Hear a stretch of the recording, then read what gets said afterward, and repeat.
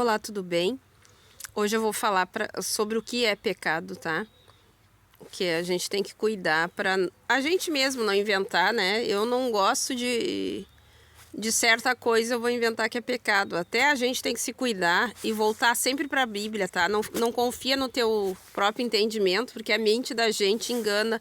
O coração da gente é enganoso e terrível. O coração da gente engana. A gente acha que tá vendo o passarinho azul, mas é um corvo. E então sempre se pautar na Bíblia, tá? Para fugir do engano, porque o diabo é enganador, Satanás é o pai da mentira, o diabo é mestre em fantasia.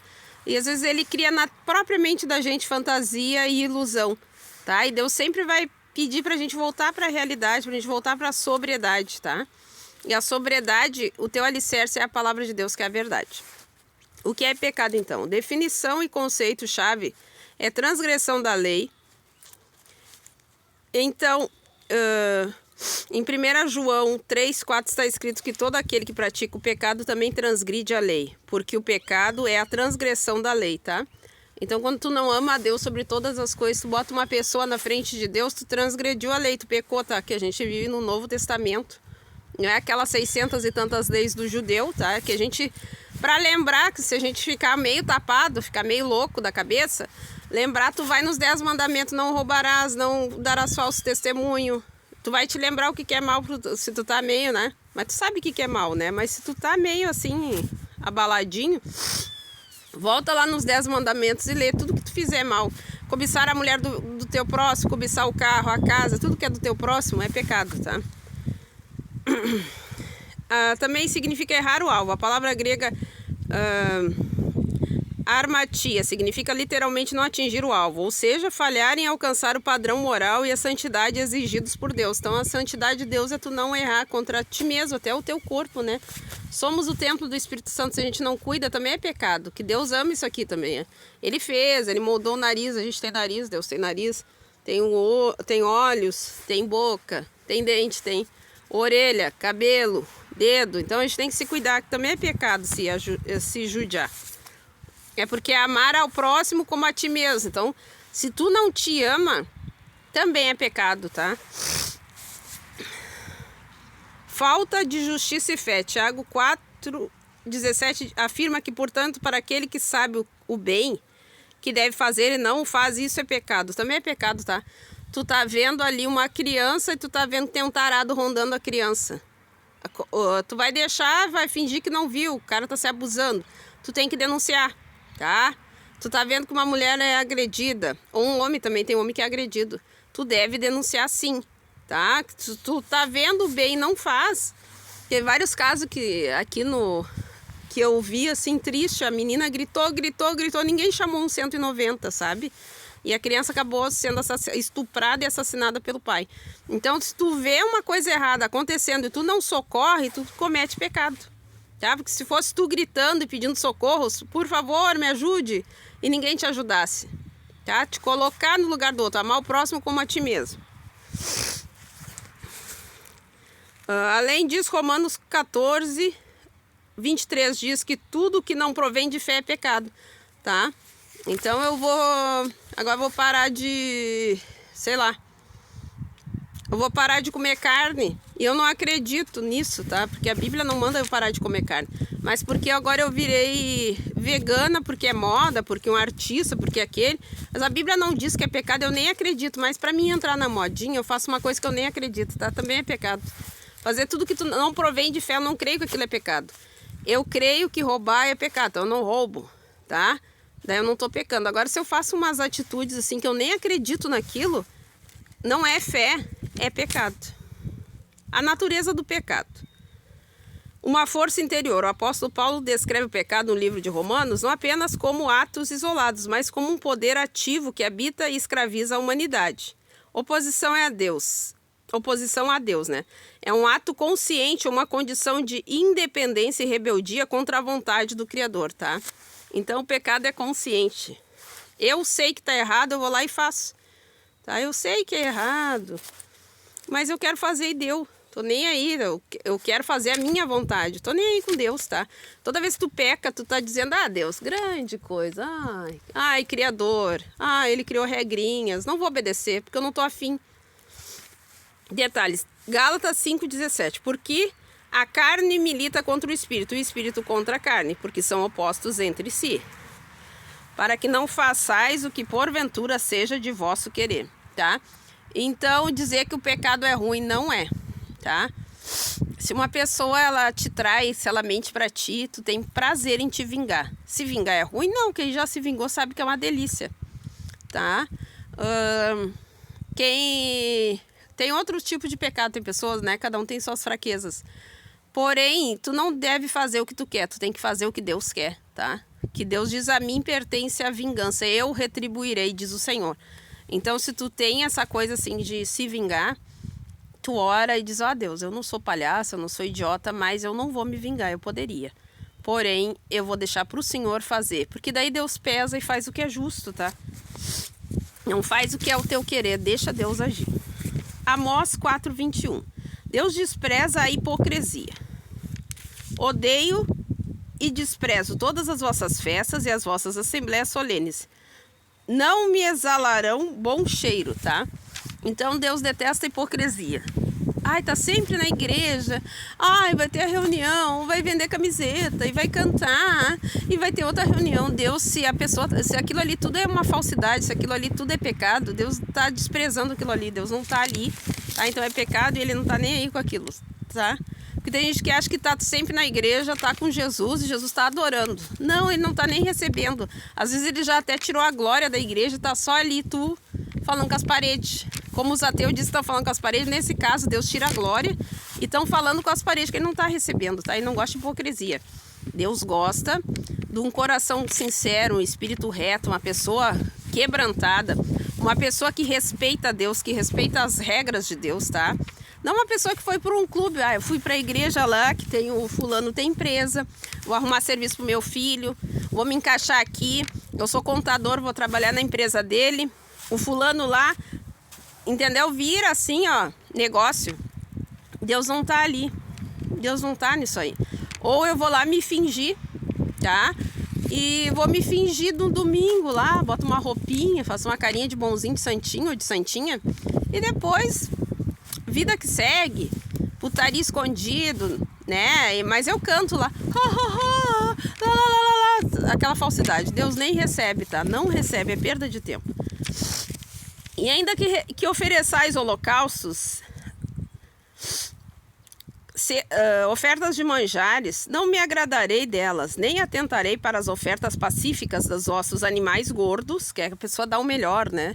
Dá carro, dá ouro. Deus não vai receber, tá, gente? Afasta de mim o som dos teus cânticos, porque não ouvirei a melodia das tuas violas. Pode tocar bem, pode fazer, juntar todos os gospel famosos, ricos e cantar. Vamos nos reunir em Jerusalém, vamos nos reunir na Espanha. Deus não tá lá, tá? É só você sozinho falando com o vento. Ofereceste-me vós sacrifícios e oblações no deserto por 40 anos, ó casa de Israel, né? Ele nem tinha instituído as ofertas, né? Era só para obedecer, é só para andar com ele, confiar nele, ter fé nele, né? Vocês ofereceram, eu dei a terra prometida para vocês, não me ofereceram nada, vocês não tinham nada, vocês eram uns mendigos, vocês eram uns escravos, vocês não tinham nada, né? Agora acho que vão me comprar com as porcarias de vocês.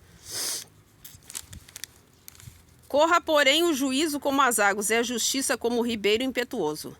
Ofereceste-me vós sacrifícios e oblações no deserto. Por 40 anos, ó casa de Israel? Não. Antes levantaste a tenda do vosso Moloque e a estátua das vossas imagens e a estrela do vosso Deus que fizeste para vós mesmos, tá? Então agora o Deus é mamon das igrejas, né?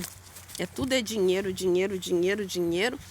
Né? Vai lá, sobe no altar, pede dinheiro, tira dos pobres bastante, pois se reúne os irmãozinhos lá, amigo do pastor, vão pro puteiro, gasto, vão pra casa de swing e depois volta pra esposa E a esposa acredita, né? Porque já não é de Deus, então ela acredita que o homem é assim mesmo, que ela não tem nem que brigar, tem que achar bom. Né? E segue roubando, porque ela tá cheia de joia, tá viajando o mundo, né? Daqui a pouco ela tem um avião. Portanto, vos levarei cativos para além de Damasco, diz o Senhor, cujo nome é o Deus dos exércitos. Tá? Então isso aqui tá na Bíblia. Eu não anotei ali onde está escrito, que eu deveria ter anotado, mas você pode procurar no Google aí, dar um Google que tu acha. Gente, então, é pecado a falsidade, a hipocrisia. Jesus, quando veio na terra, o que ele mais odiou foi gente hipócrita, falsa, tá? Pra sociedade normal, tá? Porque a fé é loucura para esse mundo. Pra sociedade normal, quanto mais falso, melhor. Tu detesta o teu chefe, ele chega, tu olha pra ele e diz: como é que tá a família? E os filhinhos? Ai, que amor! A criança, coisa mais feia. Ai, que lindo! Com Deus é outro departamento. Tu pode ser educado, tá? Só que não falso. E tudo que tu fizer pra Deus deve ser de todo o coração. Senão ele não recebe. Deus não recebe, tá? O Deus bíblico não aceita a falsidade. Ou o amor é de verdade, ou Deus não aceita a falsidade. Então, tá perdendo teu tempo. A condenação da religião fingida. Mas ai de vós, escribas e fariseus hipócritas, porque fechais aos homens o reino dos céus, e nem vós entrais, nem deixais entrar aos que estão entrando. Ai de vós, escribas, fariseus hipócritas, pois que percorreis o mar e a terra para fazer um prosélito, e depois de o ter desfeito, o fazeis filho do inferno 2 vezes mais do que vós, que eu falei, né? Então, tá, esse aqui eu anotei, tá? Malaquias 3:6. Não anotei. Malaquias 3:6 é que Deus não muda, tá? Deus não mudou, então quando ele não aceitava lá, ele repete aqui, ele não aceitava lá atrás a falsidade, ele não aceitava os cantores. Aqui ele também não aceita, tá? Isso aqui tá no Novo Testamento. Ele também não aceita porque Deus não muda, jamais mudará.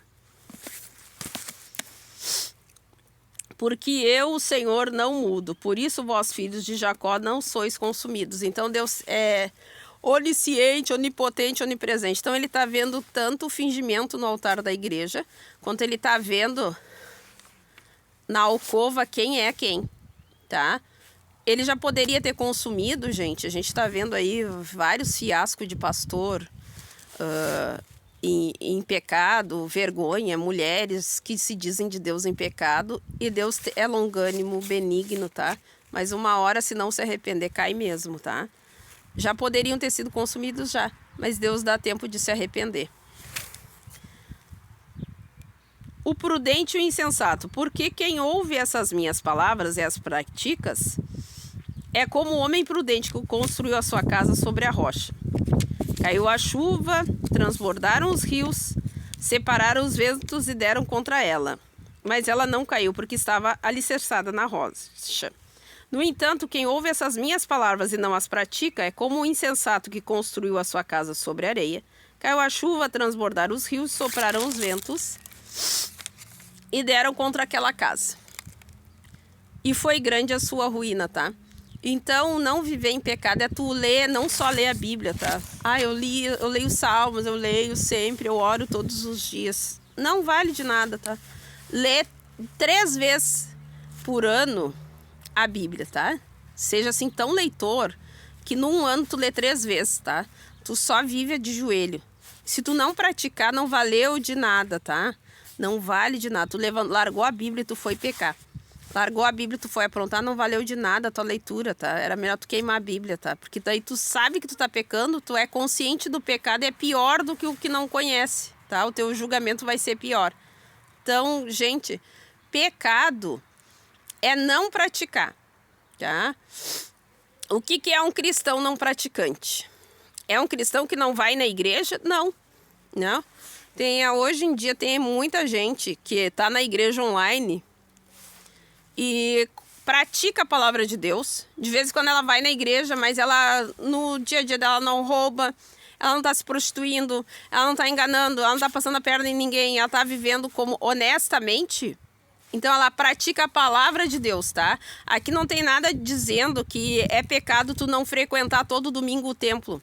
tá? Muito pelo contrário, pecado é tu tá lá fingindo, enganando e saindo e aprontando todas, tá? Então as pessoas, elas estão com orgulho religioso, né? Que é o evangélico que se diz praticante. Praticante do que, gente? Do teatro dominical? É essa a tua prática? Essa? Não é bíblico, tá? Crente praticante, cristão praticante, é que lê a palavra e pratica a palavra de Deus, tá? Não é o teatro na igreja, não que todo seja o teatro, é bom congregar, é uma bênção estar entre os irmãos reunidos, tá? Mas se tu não tá em tempo, né? Há tempo para todas as coisas, há tempo de estar junto e há tempo de se afastar. Se tu tá em tempo de te afastar e tu tá em um tempo que Deus te permite estar afastado, não tá todo domingo, não se sinta culpado quando vem apontar na tua cara que tu não é cristão porque tu não tá todo domingo, tá? Porque às vezes Deus está te evitando. Por exemplo, tem uma igreja que tem um pastor que prega, ele desce do altar, pega as ofertas, o dízimo, e ele vai lá dormir com prostitutas, ele vai em casa de swing.